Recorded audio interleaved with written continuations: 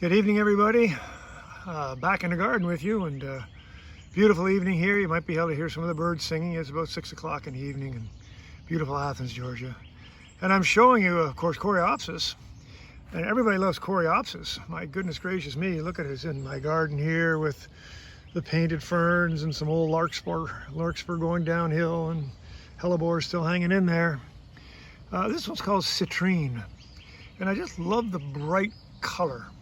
Has a lot of flowers. You can see a lot of buds yet to come, a lot of flowers looking quite beautiful. It's a little taller than I expected Citrine to be, but boy, I'll take it no matter what. I really do enjoy it, and it's a plant that if you can find, get it. It grows particularly well. You're looking at this Coreopsis with mainly morning sun, and seems to be doing just fine. Anyway, let's get out and garden. Let's enjoy all we have.